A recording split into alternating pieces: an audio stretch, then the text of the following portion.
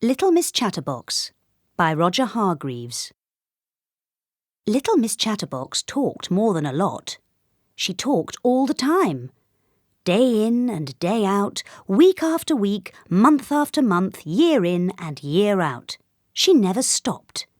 She didn't know it, but she even talked in her sleep. She had a brother. I bet you can guess what his name was. Can't you?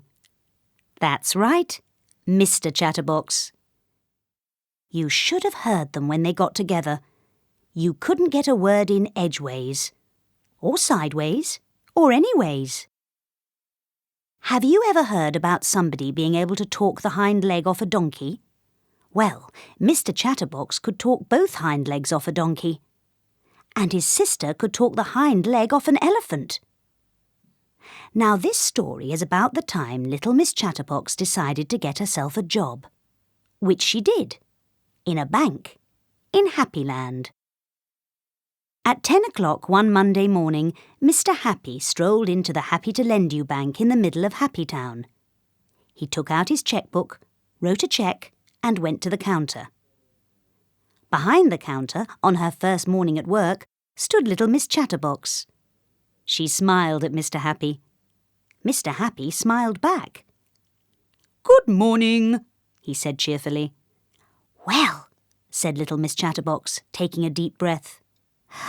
"For the time of year it is a good morning, but not as good as the morning we had yesterday, and I dare say tomorrow morning will be an even better morning, but it's quite a good morning for Monday morning, and she went on and on and on, until it was time for the bank to shut.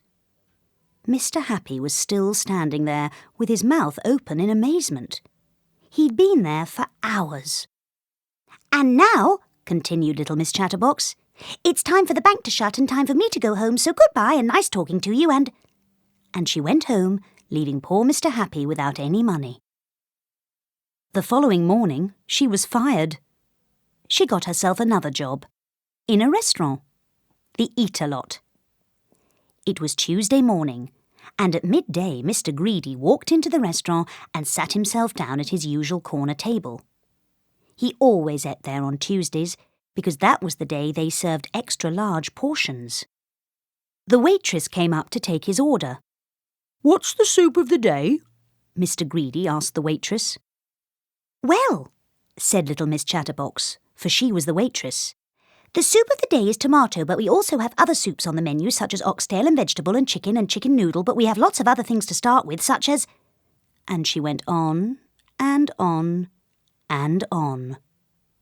Until midnight. Mr. Greedy was still sitting there listening in amazement. He'd been there for 12 hours, listening. "And now," continued little Miss Chatterbox, "it's time for the Eat-A-Lot restaurant to shut and for me to go home, so goodbye and nice talking to you and she went home, leaving poor Mr. Greedy feeling rather empty. The next morning, she was fired.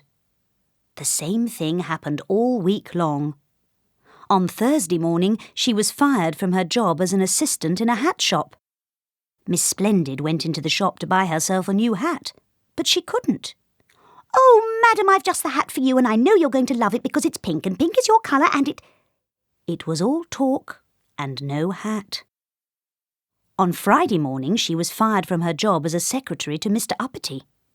Mr. Uppity, incidentally, was the richest man in the world. I just thought you'd like to know. But poor Mr. Uppity didn't make any money the day that little Miss Chatterbox was working for him.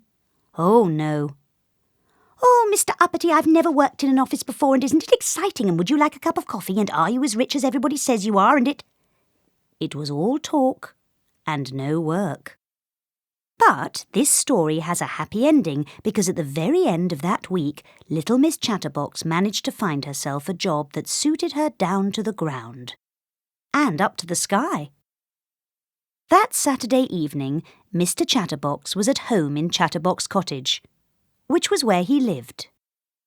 Mr. Chatterbox was cross because his watch had stopped and he had arranged to meet little Miss Sunshine at 7 o'clock and he had no idea what the time was. So he decided to telephone the speaking clock to find out what time it was. He dialed the number. At the third stroke it will be 6:25 and 15 seconds. Little Miss Chatterbox took a deep breath. Pip, pip, pip. At the third stroke it will be 6:25 and 20 seconds. Pip, pip, pip. That's funny, thought Mr. Chatterbox to himself. That sounds just like my sister.